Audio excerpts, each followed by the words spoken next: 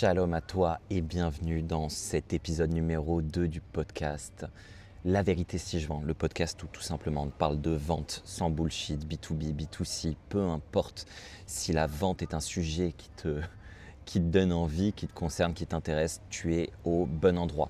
Dans le premier épisode, je t'avais expliqué comment en fait on ne fait pas partie des 90% des vendeurs qui sont nuls, médiocres, effondrés, et comment on peut passer dans les 10%. Dans ce second épisode, je veux tout simplement en fait me présenter et t'expliquer comment je suis devenu un top performer dans la vente, quel que soit d'ailleurs le secteur d'activité. Donc on va être ensemble, ça va être un peu plus focus sur moi qu'autre chose, mais l'idée en gros c'est de te partager le parcours, certains insights et de faire en sorte que ça puisse t'inspirer, t'aider un maximum et te montrer qu'en fait il y a plein de voies pour être bon dans la vente, pour arriver à se développer dans la vente. Je rappelle que ce podcast, il est aussi en ligne sur YouTube. Et là, tu peux me retrouver en vidéo. Ce sera la première fois qu'on est en vidéo. Et je suis en direct de l'hôtel Bellerive. Alors, si tu m'écoutes en podcast, regarde où c'est le Bellerive. Le Bellerive, c'est à Jean-Lépin. C'est un endroit qui est magnifique. Pour le coup, on ne le voit pas sur la caméra, mais face à moi, en fait, là, face à moi, j'ai la mer. Et c'est vraiment très, très stylé. Donc, dans un premier moment, on va dire, je vais t'expliquer un peu mes débuts dans la vente, comment j'ai atterri dans la vente. Ensuite, je t'expliquerai quels ont pu être mes déclics et je te partagerai aussi mes résultats. Et l'idée, c'est assez simple, hein, c'est que si j'ai pu le faire, toi aussi tu peux le faire. Et j'espère qu'en tout cas, ça va te permettre d'avoir plein de clés pour la vente et surtout d'apprendre à mieux me connaître, tout simplement pour te montrer que je suis assez legit sur le sujet. Ok, alors d'où je viens Donc moi je m'appelle Kevin Ben Simon, j'ai 33 ans et on va parler juste de la vente aujourd'hui, on va pas parler de toute ma vie, etc. Mais je pense que ma première expérience dans la vente, ça a été tout simplement quand mes parents faisaient des vides-greniers et qui débarrassaient un peu toutes les merdes qu'on avait à la maison. Bah moi je venais et je vendais mes jouets. Et je pense que j'avais à peu près 8-10 ans. Donc j'étais super excité en gros.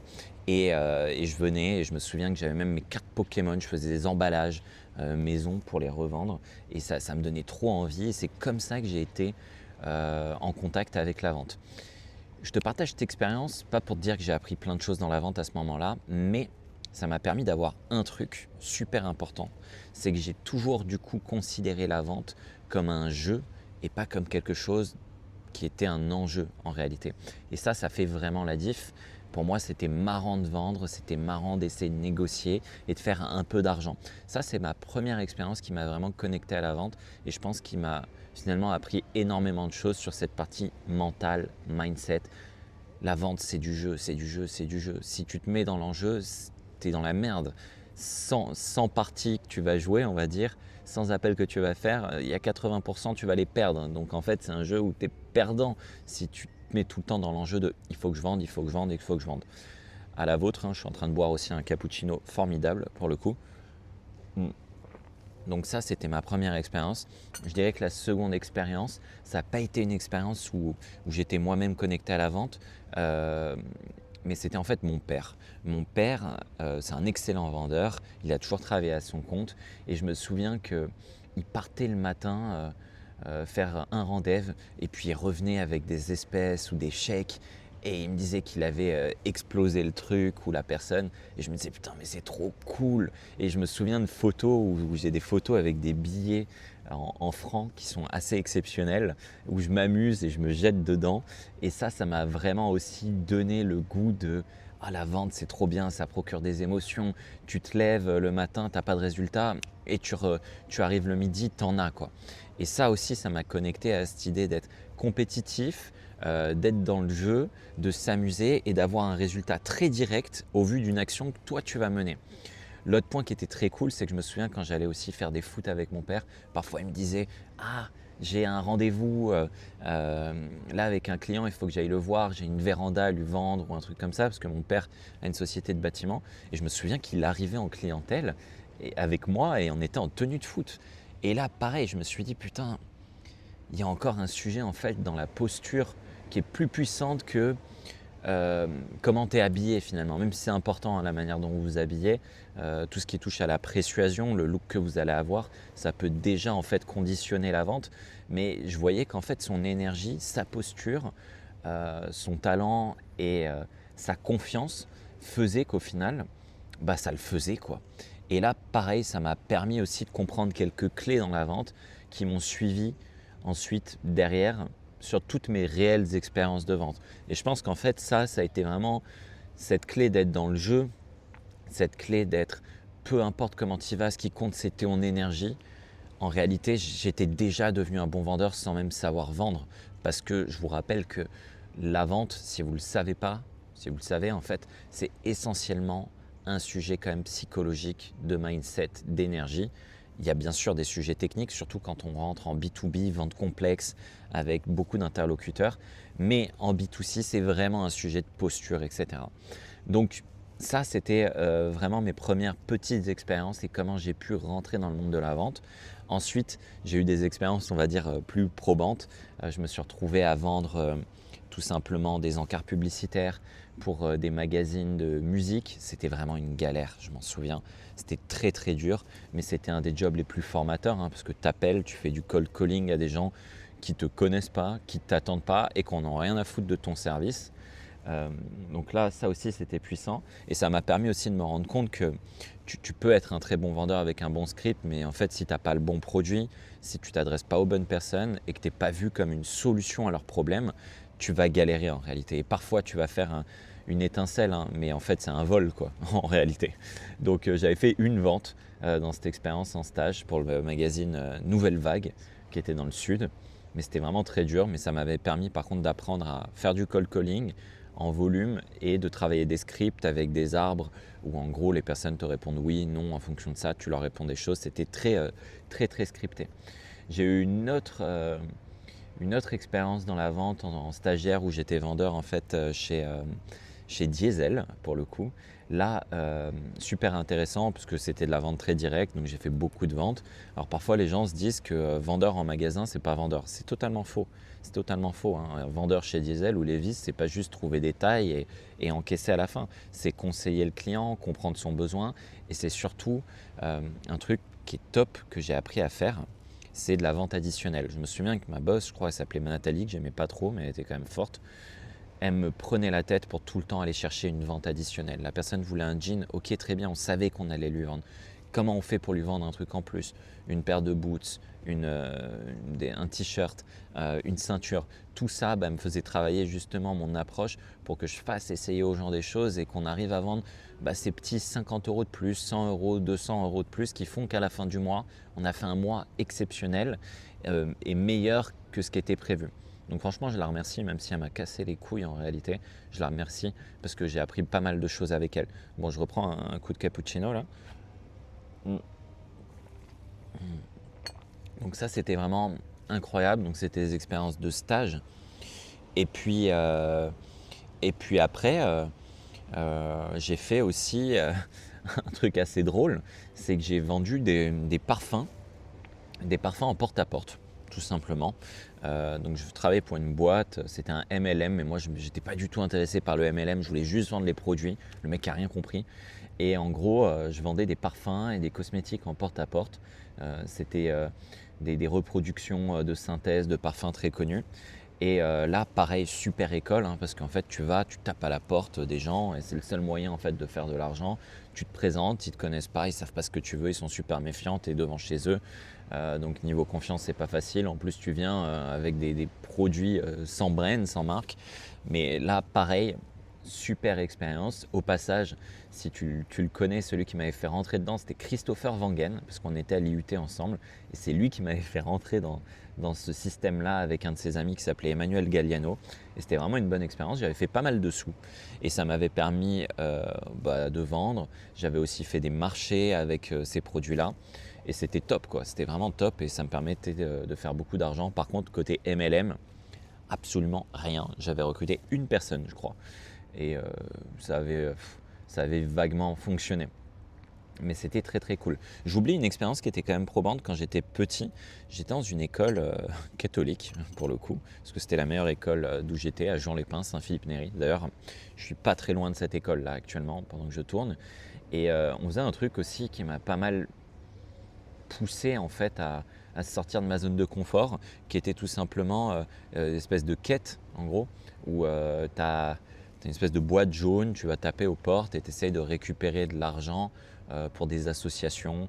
Je crois que c'était des associations en Afrique ou un truc comme ça. Bah, ça pareil, hein, ça m'a poussé du coup à sortir de ma zone de confort. Tu vas taper aux portes.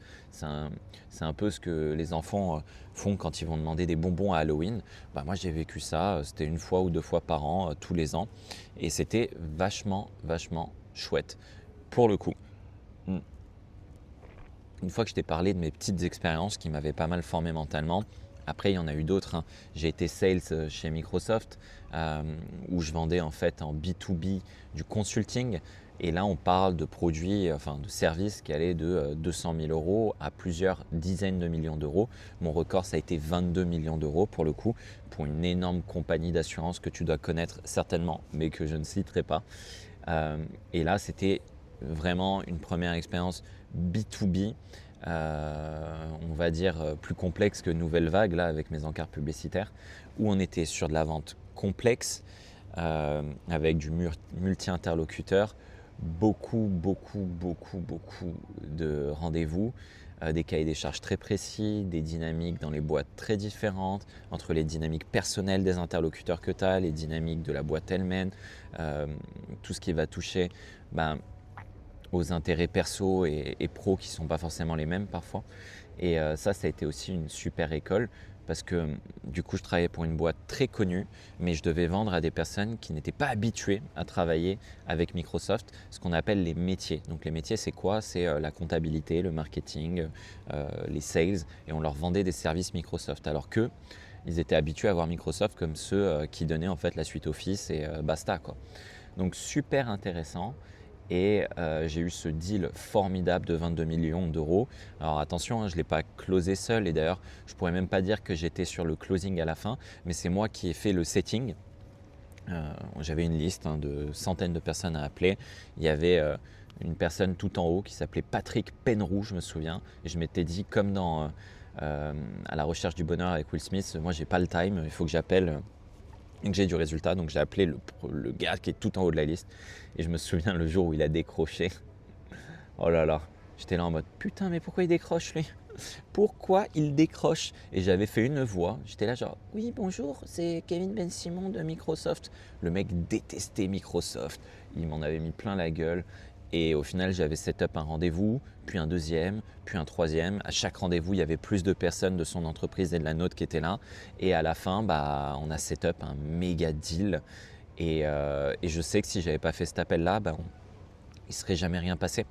Et pour autant, c'était un prospect qui, sur le papier, n'aimait pas Microsoft, était pas content que je l'appelle, voulait à peine nous recevoir. Et à la fin, on parle d'un deal de 22 millions d'euros, quoi. Bordel, 22 millions d'euros.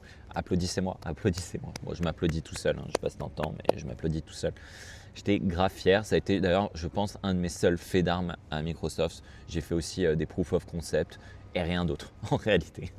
Après, j'ai créé une boîte qui s'appelait Vivo, où là, j'étais directeur commercial. On vendait des douchettes et pour le coup, bah, on vendait en B2C via Internet. On vendait en B2B. Là, il fallait démarcher plutôt des campings. Et aussi, on cherchait des distributeurs. Donc, on avait des quincailleries et on avait eu un référencement chez Leclerc dans le sud de la France. Et là, pareil, bah, grosse expérience sur la vente, hein. Franchement, travailler avec des distributeurs comme Leclerc, c'est la pire expérience possible en réalité. Ils te tordent dans tous les sens, mais tu apprends énormément de choses et c'était assez chouette. Et puis après, je suis retourné dans le monde de l'IT avec lehibou.com où là, bah, pareil, hein, B2B, vente de consulting, mission longue, du panier moyen à 250 000 euros. J'étais très content parce que j'ai été très longtemps le meilleur sales là-bas et j'avais les meilleures stats de l'histoire, plein de records, la plus grosse marge, le plus gros taux journalier moyen vendu, les plus belles missions. Il faut savoir que j'ai fortement participé et initié un référencement qu'on a eu là-bas avec Crédit Agricole. Quand je suis rentré en fait à Le Hibou, on faisait un peu moins d'1 million d'euros. Aujourd'hui, c'est une société qui fait plus de 150 millions d'euros, qui est dans la French Tech, qui est incroyable. Et je sais de source sûre que le Crédit Agricole reste toujours le plus gros client de lehibou.com. Donc je suis trop fier de ça parce que ça fait un moment que je suis parti et je sais que c'est de mon initiative personnelle. C'était une super boîte, j'ai énormément appris et d'ailleurs c'est là où je veux te partager un déclic. Je pense que j'ai eu vraiment deux mentors dans la vente.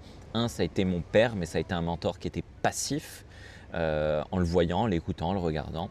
Et deux, ça a été une personne chez Le Hibou qui était le directeur PDG fondateur en fait de Le Hibou qui s'appelle Christophe de Bec de Lièvre. Franchement, un sales hors pair, un entrepreneur génial. Il m'a appris tellement de choses sur la vente. Et moi, ce qu'il faut comprendre, c'est qu'à l'époque où je crée ma société, je sens que je manque d'expérience. Je sens que je manque de quelque chose. Je ne connais pas du tout le monde du coaching. Je ne connais pas du tout le monde de la formation. Je viens d'une école de commerce. Et du coup, je me dis, je vais apprendre dans une boîte, quoi. Et je cherche des boîtes. Je voulais pas des trucs trop gros. Et c'est là où je rencontre Christophe. Et en fait, il m'explique pourquoi ma boîte fonctionne, mais pas tant que ça. Et j'ai vécu presque 3 ans à Le Hibou, une aventure exceptionnelle. Je pense que je manquais un peu de maturité, sinon je serais certainement resté plus longtemps.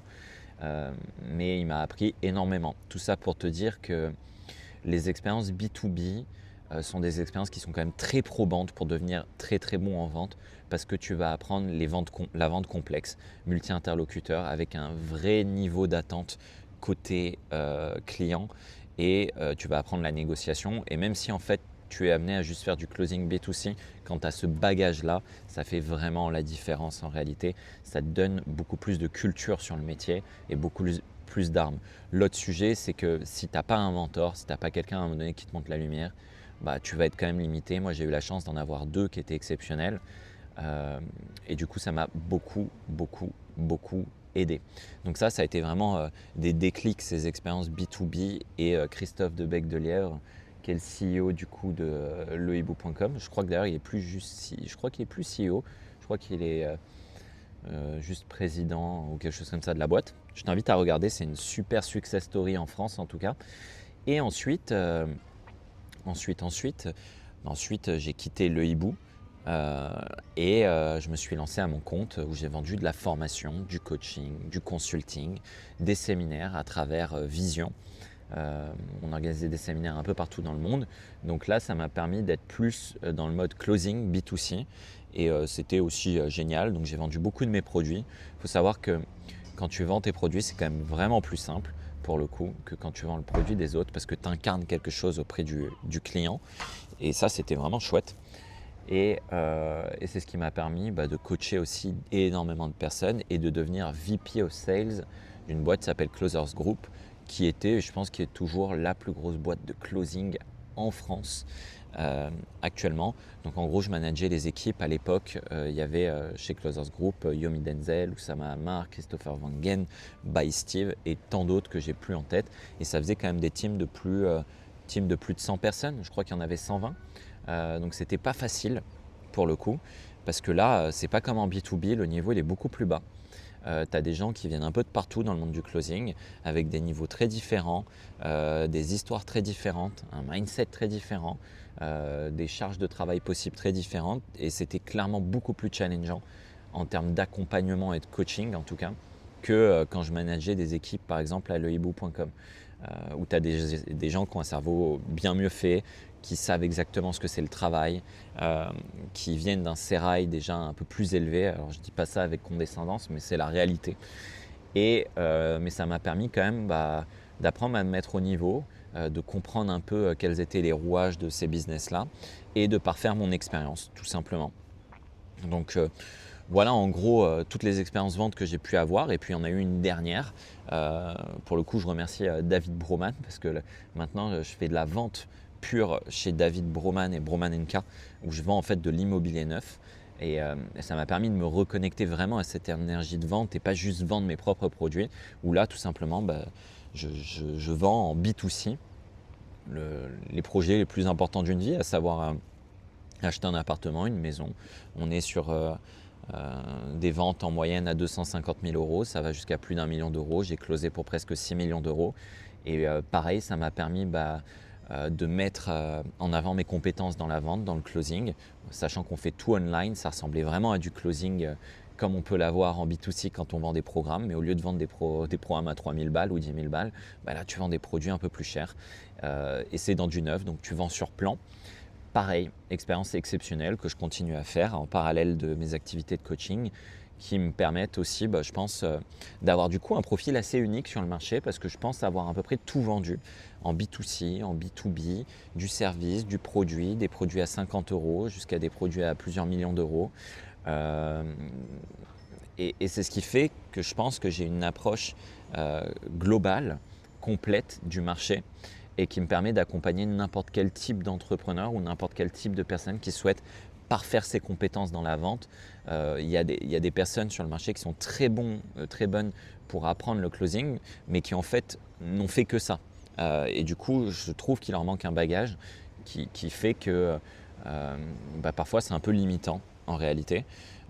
Donc moi je suis très grateful, j'ai beaucoup de chance et je me remercie d'avoir eu toutes ces expériences là et l'idée justement à travers ce podcast de la vérité si je vends, c'est de te partager ces expériences là, te partager aussi le bagage culturel que je peux avoir à côté parce qu'on va pas se le cacher, ça s'appelle la vérité si je vends, c'est tout simplement un jeu de mots avec la vérité si je mens. Je m'appelle Kevin Ben Simon.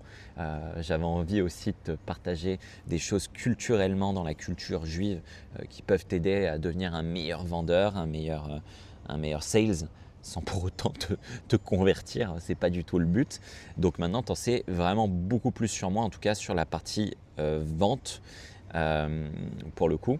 Dernière petite anecdote, j'ai une boîte en fait qui fait de l'art contemporain et mon père il fait en fait des marchés d'antiquités et d'art contemporain. Je suis amené plein de fois à aller aussi sur son stand et vendre en fait ses produits. Et là on parle de produits parfois qui vont de 50 € à plusieurs milliers d'euros. Donc là c'est chouette aussi, c'est du marché, du B2C. On vend des objets exceptionnels. On est du coup sur de la vente un peu irrationnelle parce qu'on vend des choses qui ont une valeur mais qui est liée à la cote, mais parfois qui ont juste une valeur émotionnelle ou en termes de beauté. Et pareil, ça m'a permis aussi d'avoir une autre corde à mon arc. Et ça, c'est plutôt chouette. Où j'en suis aujourd'hui, du coup, j'ai cette activité on the side, on va dire, d'art contemporain. 80% de mon temps, 70%, il est sur l'immobilier neuf, tout simplement parce que ça me permet de faire beaucoup de revenus, ça me permet de connecter à une mission qui est quand même puissante avec des gens que j'apprécie chez Broman & K. Et puis à côté, il y a toute la partie coaching, sales, où j'accompagne des équipes de vente en coaching et j'accompagne aussi des profils entrepreneurs ou sales qui souhaitent tout simplement devenir meilleurs. Voilà tout ce que je voulais te partager. Si j'ai pu le faire, c'est que toi aussi tu peux le faire. Ce que tu dois retenir, je pense, de ce podcast, c'est que ce qui va te permettre de développer tes compétences, c'est la diversité des expériences, de 1, le courage d'essayer des choses, B2C, B2B, produits, services. Tout ça, ça va te donner vraiment beaucoup d'expérience et d'expertise. L'autre point, c'est d'essayer de te connecter à la vente avec une énergie du jeu et pas de l'enjeu. Et le dernier point, pas anodin, c'est tout simplement trouver un mentor. Et si tu as besoin d'un mentor, si tu as besoin de quelqu'un pour t'aider, n'hésite pas, contacte-moi sur Instagram, Kevin Ben Simon _sales, et je serai très content de pouvoir t'aider sur ces sujets-là. En attendant, je t'invite à liker, partager, à me suivre sur les réseaux ou sur la chaîne YouTube ou Spotify, Apple Podcast ou j'en sais rien, je ne sais même pas où on est publié, peu importe. Je te souhaite une très belle journée ou une très belle soirée. Shabbat Shalom si c'est Shabbat pour toi. Et vas-y, prends soin de toi et merci encore pour ton écoute. Allez, ciao.